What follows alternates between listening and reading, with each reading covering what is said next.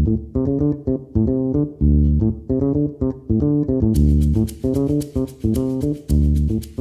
and welcome back. We are discussing today the same topic we were previously about models that were working before Instagram came into play and are since working after Instagram and telling us their experience. Today I'm joined by my wonderful friend Talesha. Hi. And she's going to tell us her experience. Welcome, Talesha. Welcome. Thank you for Thank you for having me. Of course, you're welcome. I love you. You're great. Okay. So let's just jump in. Tell us your name and where you're from and how you got into modeling. So my name is Talesha Byrd, and I'm from St. Petersburg, Florida. I'm a Florida girl, Southern girl.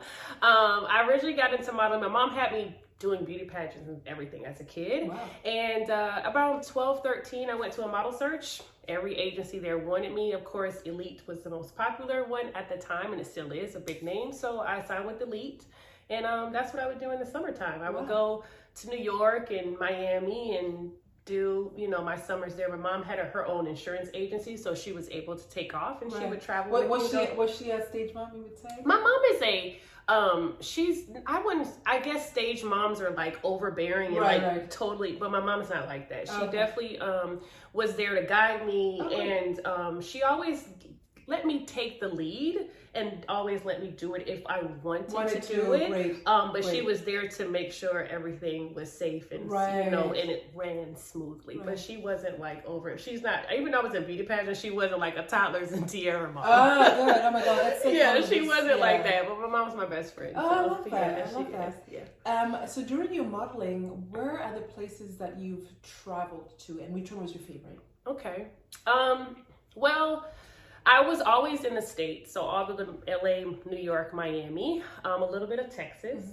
But my furthest place was South Africa, Cape Town. A lot of girls of color. Yes, I did Cape Town too. I love that. Yes. What was your agency then? Do you remember? Look. I know it wasn't Look. Gosh. Ice? Was it Ice or Storm? No. I know those were the big ones. No, Ice and Storm. Why can't I remember? Yeah, I don't remember mine too. Mine was M1, Models 1. And then I feel like I know the answer to this, but this is bad because I should know that. But it's been such a long time. I went there in 2002, 2001. I went there for maybe 3 months. It was a great experience. It wasn't what I would think, we're going to go to Africa. I'm sure for you it was a different experience. It was a very different experience because I'm from Kenya again. Right, and she has beautiful, dark, luscious skin. Well, I mean... They were not nice to me. Really? Yeah, and I went there, I had just did a job for hair extensions, and it went from my color to red to blonde, like platinum. So... the Africans weren't very nice all the time. Wow.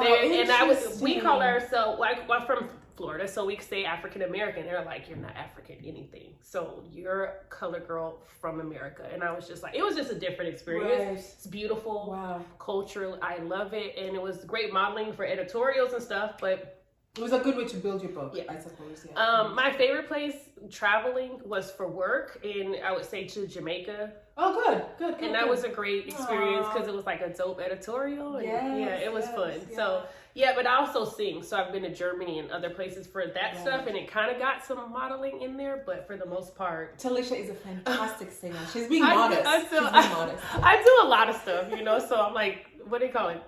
Triple threat. Right. I call myself a quad threat because I'm an entrepreneur too. So we'll get into that. What is? Do you have a favorite client, and why them specifically?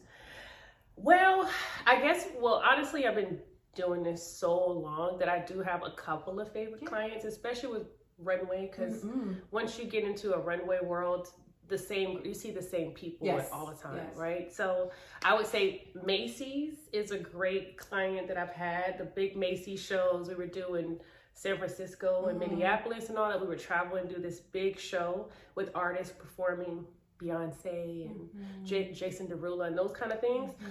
Here in Los Angeles, I would say Susan Koziak. Okay. She's a great show producer. Oh, wow. Okay. And she's like family. You know, it's like you become family. You do. And the stylist, you become family. My girlfriend Shifta, we do our own projects together. So I have like a couple of people, but a lot of those people work together too. They cross over, right? And they work with Macy's or right. you know. So yeah, that would be like big name and then producer. Yeah. Yeah. Oh, I love that. Yeah. I love that. They're like family. While you were modeling, did you ever need a survival job at all, other than just to supplement your income? Yeah. Or... I think that I have. I definitely have. I still do because I do other things other than model.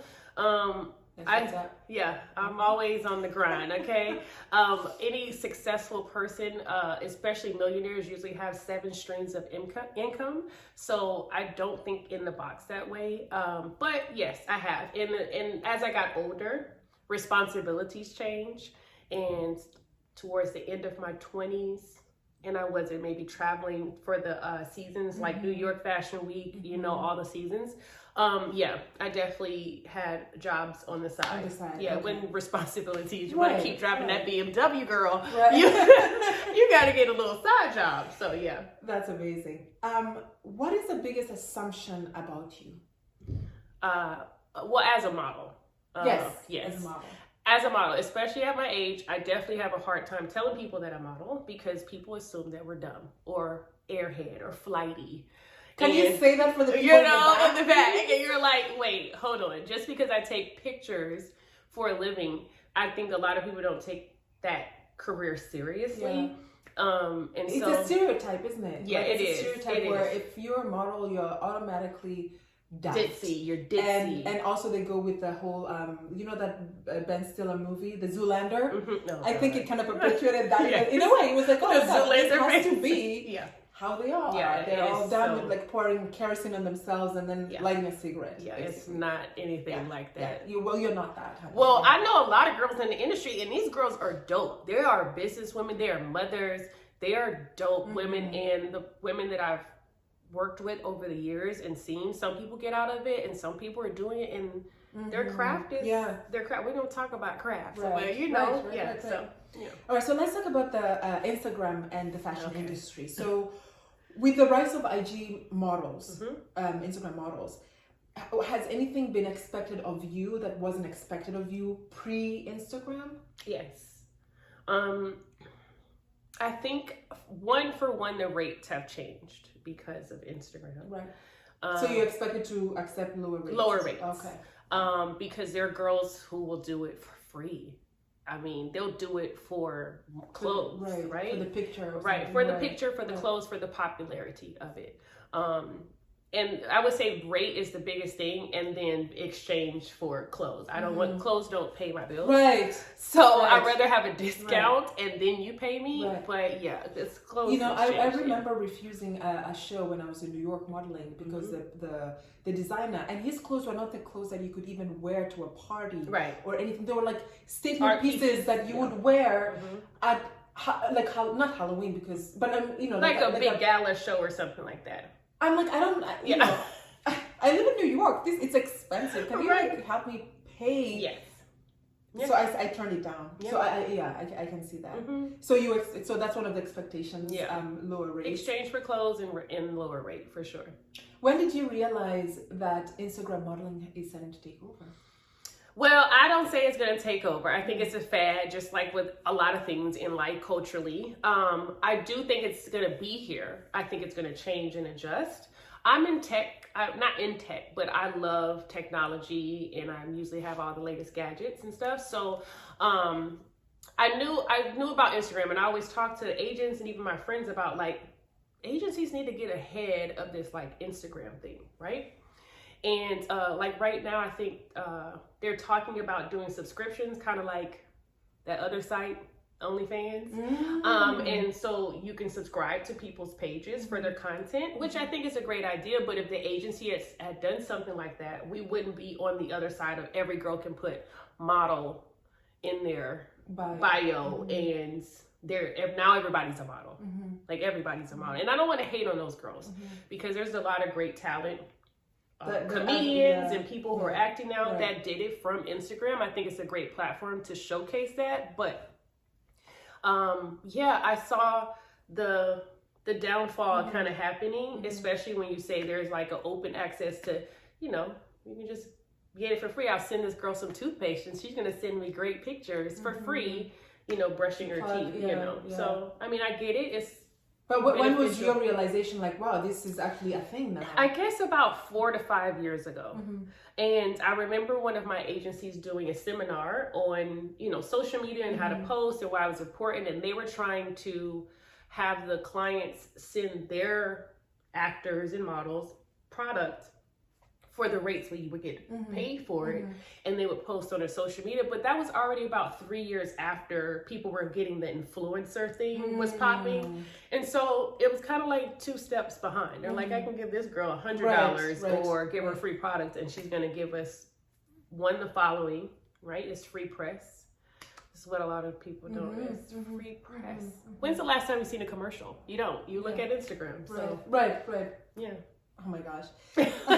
So let's talk about the good things that you think Instagram has brought. Yeah. Okay. What are the pros of Instagram? I do have access to photographers and other models, seeing what they do, access to agencies in different different countries and cities that I can submit to. The photography is probably, because I don't know if anyone knows this, but that's what Instagram was created for. Photographers to post their art and people could see it. And we've turned it into what it is now. And so to be able to like meet a photographer in a different city or say, hey, I'm going to New York, and look up photography and that kind of thing, that's been great. As well as to be able to like put my work out there. Because I always joke that I met a couple catty model girls before, and they have this like, you know, I'm shooting for such and such. And I'm like, boo, I've been doing this so long. I've been before Instagram. Like my Tommy Jeans and Union Bay campaigns were way before there was an Instagram that posted, right? You got to go through tear sheets to look at mine. So you're like, to be able to display your work. Tear sheets, just for people that don't understand. Tear sheets are basically the magazine pages when we do editorials, which are the stories in the back that people don't really understand, the 5 to 10 pages in the back with the dresses in the woods, and that's an editorial, and you tear those out, or you do a campaign or a small advertising, and you would tear the sheets out and put those in your portfolio. So they're called tear sheets. Yeah. So the physical portfolios I would take to and clients. Listen, them young girls don't know about them tear sheets because they just tag it in Instagram. I've been here since the dinosaur. What a life. So I think I cut you off. No, you're good. We talked about the pros, the photographers. It's easy to reach out to photographers because you just to display your work. Yeah, for sure. That's it for you. Like you feel like that it's kind of that simple. Do you feel collaborating, for example, is easy? I think it definitely. I think it is. I still have this bridge of old school mindset and new. A lot of my friends say, girl, your Instagram is still popping. Well, I feel sad because my Instagram was just hacked. That's the other thing. I was literally just hacked. I have like 12,000 something followers. And someone hacked my page and then wrote me and said they want money for it. I don't make 90% of my money from Instagram. I'm old school. I have agencies. I go on auditions. Some people hit me because they know me and they can DM me, but it's not going to make or break my livelihood. So he's not getting that money. I will start a new page and I will get it back, hopefully, organically. But collaboration is great. But I guess I'm just like a little old school, more old school than new school. What are the cons then that are so loud for you that you're like, this is not something that I like about it in terms of fashion industry? Well, I guess where do we start? It's like, that's a long breath. Okay. One, I was just talking to you earlier about, I go and do an e-commerce, which is a form of catalog, but they call it e-com now because it's online. It's fast, it's digital. You go to the job, and one, you're shooting faster than normal, and they are like, oh my God, you're so professional, and you know the angles, and you know, because I've learned the skill set, right? I've been taught. You know what your face looks like. Right. I know my angles. I know the clients. I know the difference between a Nordstrom's, right, client, which is a little bit more high fashion, but still catalog, to a Kohl's, right? And those are two different catalogs or e-coms, but they have a different feel, right? So they're gonna want their dresses and makeup and everything portrayed that way. And when you're in the industry, and especially old school girls, we're groomed and taught those things. You present them differently. And I know how you want I know you're gonna want a full length, a 3/4, profiles, the back, how you want my face. I know all of those things. And the same with runway.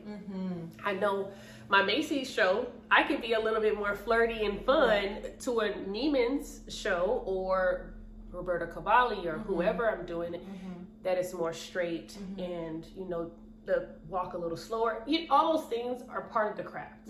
And I think that Instagram is probably taking that away. It's cheapified it. They're getting things budget style. So when you have someone comes in, I'm not saying I'm the best, but when I come in, I've been taught, you know, those things. Like, you can tell the difference. You know, it's like, well, one's lacking the craft, but this has been given the opportunity, and you're like, okay, it's not going to be the same result. No, it's not. It's going to be it's like paying for an actor. You get Matthew McConaughey because Matthew McConaughey has that, or Denzel. They have those craft, and then someone who doesn't, or hey, maybe I'm doing skits on Instagram, they don't know where their mark is, or they don't know, you know, comedy from a dramedy, or whatever those, you know. So, wow. She does acting too. She's like, I got plenty to say. I hear you. Yes. This is another question that I'm asking a lot about the mental issue aspect that Instagram may have heightened or taken down. What is your opinion about mental health with Instagram in regards to the fashion industry? Well, I deal with it because, like we're talking about the craft, I've developed my craft, and I'm in the entertainment business where it's not corporate America. You can't get a raise, right?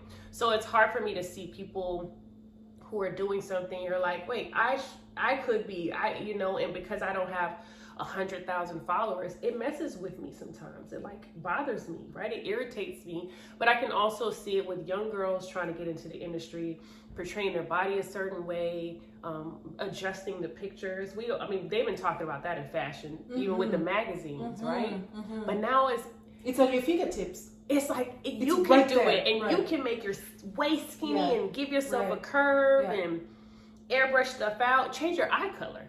Like, there's so many things that you can do and portray. And when you know that part where you're like, I have to learn my angles, I have to keep my skin, you know, flawless. And you have to be, because when I go to work, it has to be, my hair has to be healthy. All those things, I'm not really adjusting. My photographers may touch up a little bit. Like the zit, like you get, you know, maybe it's a line or something, but my face is not like redone. You know, you look 6 months old, basically, no wrinkle, you know, blown out. So like, it does mess with you. Sometimes. For you to see somebody like, you know, like having retouch and the filters on top of that, and you know they don't look like that, but they got the opportunity because of their followers, right? Too. It's like that bothers me because I know a little bit about it, and I don't play into it extremely. I play some of the Instagram games, the hashtags and stuff, but I'm like, why do I only have 12,000 followers? And you go to some girl's other page, you're like, how does she have 1 million? Or who is this person? It's like that comes to the other point of getting the opportunity to do a job because you have a lot of followers, but then you bought those followers. You bought them. So you're sacrificing craft for robots, right? Because these are not even like followers that are going to like buy your stuff. Buy your stuff. It doesn't turn into consumers. Right. One person told me this. This is incredible. A couple of years ago, she went to an audition, got there, you know, where you sign in and you write your name and your agency, and they said to them, there was a sign saying, if you have less than 1 million followers, do not come to this job. And she's like, who in the normal unless you're a huge celebrity or you're an influencer or whatever, what normal regular model is going to have 1 million? I mean, listen. there's 100,000. That's a lot. There's maybe 120,000. A million. They were specifically asking for $1 million. Okay, so this is when Talesha Byrd comes out, right? And she calls her agency and says, "Do not have me come across town." Right. And they don't tell you guys that they want to, like, don't waste my time. Don't waste my time. Wow. Right, yeah, well, I know now they definitely, it's part of like submissions. Right. So the girls, I think that when I went out for Sports Illustrated, they kind of asked for it. But even like the certain auditions, they're asking, like in agencies, are asking, how many followers do you have? I just lost a hosting job because I didn't have a lot of TikTok followers. Right. And I was like, my Instagram's okay, but like, because I don't have TikTok. TikTok, yeah, oh you want me gosh. to do Right. I posted my first TikTok video the other day and I'm like, it's a whole thing. It's a lot of work too. I'm happy that we're advancing technologically, but it's a whole job. It's a whole job. And it is what it is. It is a lot. So would you prefer old school way or like a hybrid of both? Yeah. Hybrid. I think that anything should progress. I'm not going to say that I don't want Instagram girls or models, whatever we're going to call, because guess what? There's promo models, there's commercial models, there's so many different levels to the game. I just want the craft to be there no matter what. And I want it to be a very balanced hybrid of like, let's really get to the nitty gritty, because I'm all a part of the new Facebook era that says we're going to get rid of Finsta pages, right? Because of bullying and all that stuff. People having fake pages to be able to bully people and use it, which will cut out all the fake followers. Right? All of those will be gone, will be true, authentic people. You should use your license or whatever to use the page. But I think that in our world, a hybrid of both is okay. I think I'm comfortable with that. Like, and I'm like the rule books person, but I just feel like the craft should be there no matter what. Right. So let the industry progress in the technology aspect, but like kind of have the craft still insisted on. And I don't know how that's done. I don't know if it's like, oh, you're signed by agency, so it has to be verified by the agency that you're, because I know girls that are putting on there that they have these agencies and they don't either.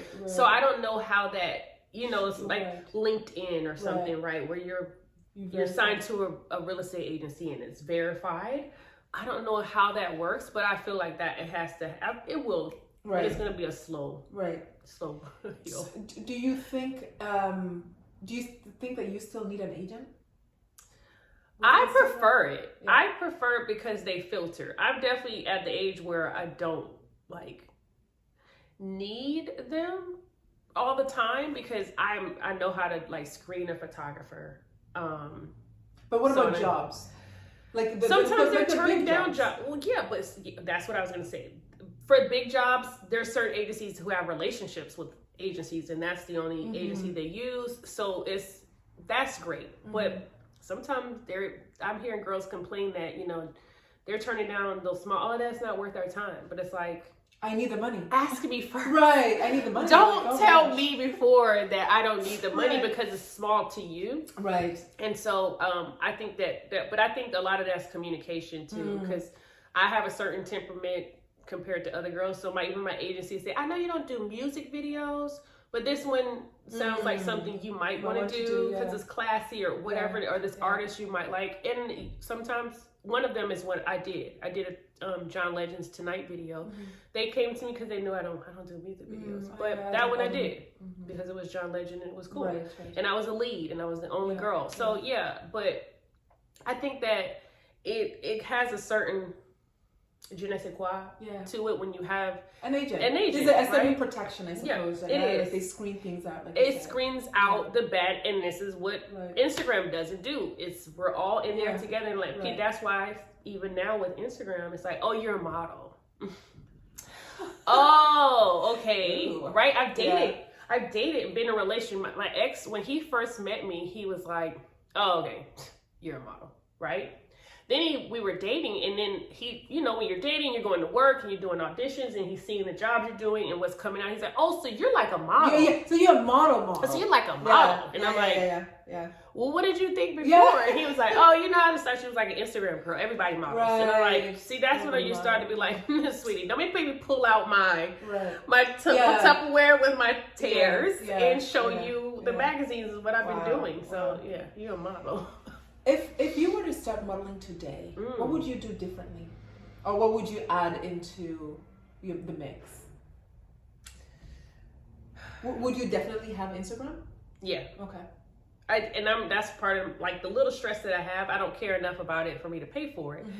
But I know because certain jobs right now that I'm going up for, they're like, tag your Insta. And I'm like, oh, I can't be like, well, mine is hacked. So this is my real one. Right. And this is my older one. I was up for a hosting job and they were like, tag your Insta. And I was like, I have 200 people right now because it was a week ago. Right. So for me, it's like discouraging because it took me years to get to 12, right? Organically. Organically, like you didn't buy and you do all the buying and stuff.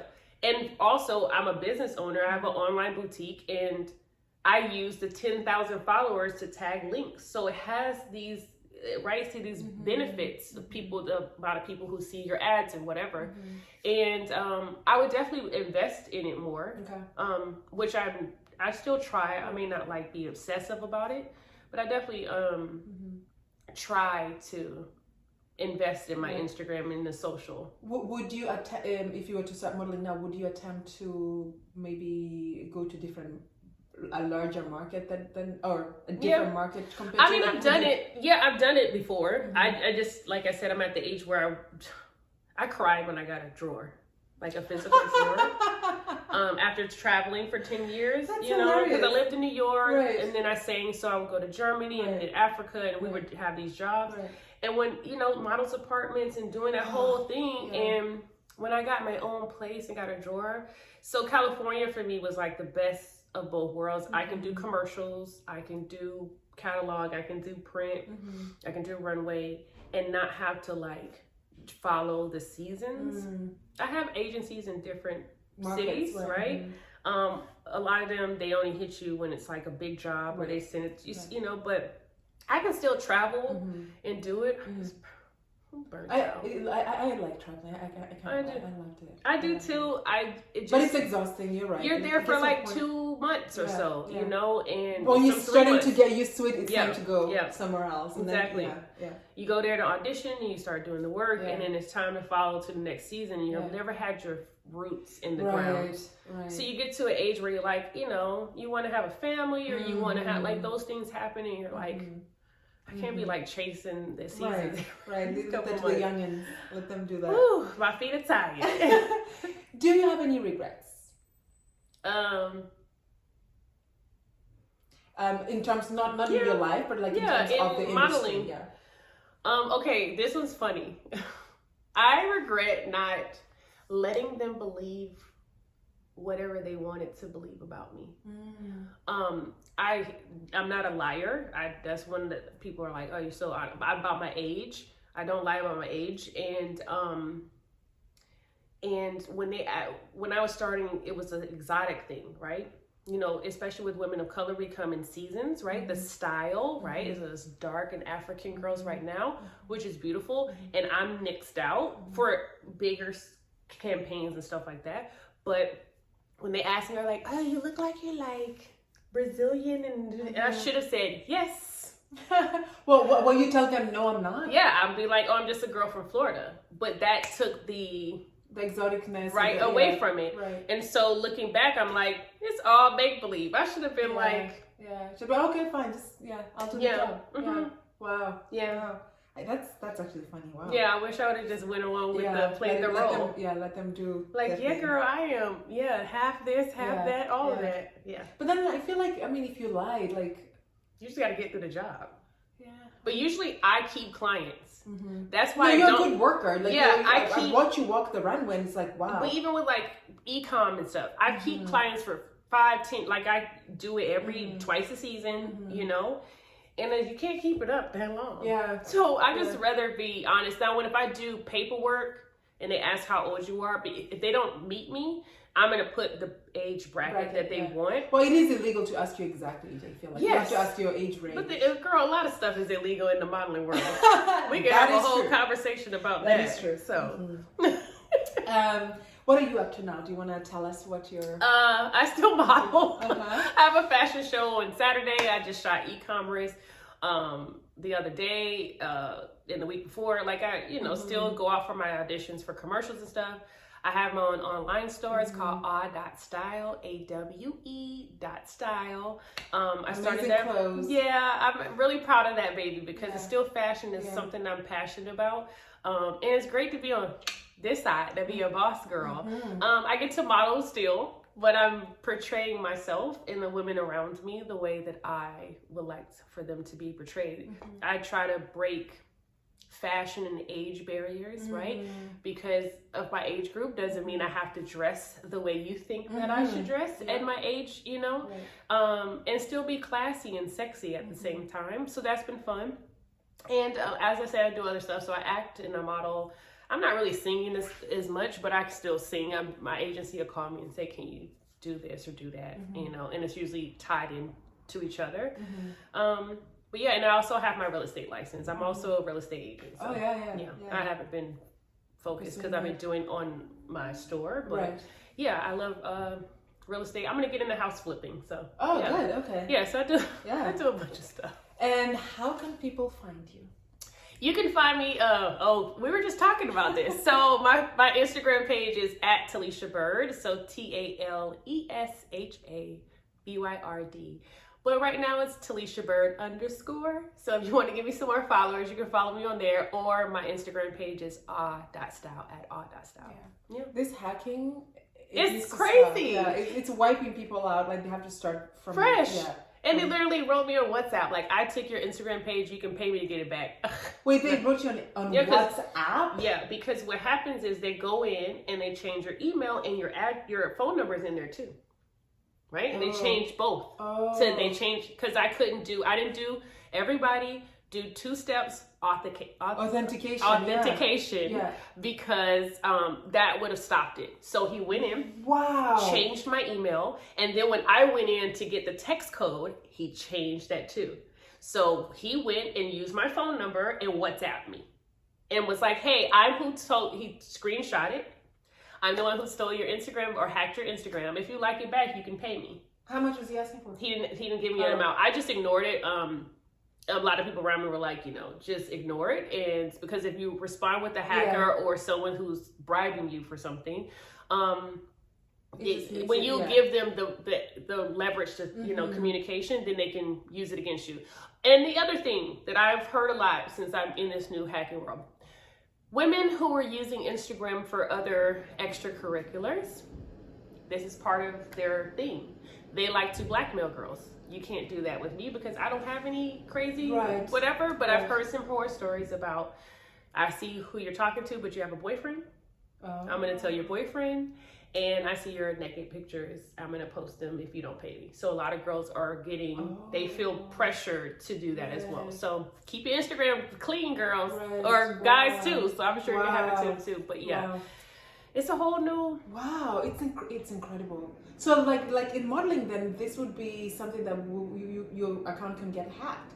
Yeah. And if you have, which would never no happen agency, before. You don't have an agency, then your whole livelihood is gone. Right, and also like we didn't have that when we had the physical portfolios. It's like unless I lose it. Yeah. I don't even take a portfolio. I don't take an iPad anymore. When we first started doing the iPad things, right. I don't take anything. Right. Now it's like just I just went. I did that job last week in the photography studio. It's like, I want to submit you for another job, and he was like, I'll just go to your Instagram because my Instagram is for modeling. For that, it's for Talesha Byrd, the artist, or whatever I post, and it's not for I don't have a lot of friend pictures and stuff like that. If you'll see that in my stories, that's all you'll see. Yeah. Well, thank you so much. Thanks for having me. This was fun. I'm glad you enjoyed it. And, we'll look out for you and for your projects. And please make sure to follow my friend Talesha. Until next time, guys, thank you so much.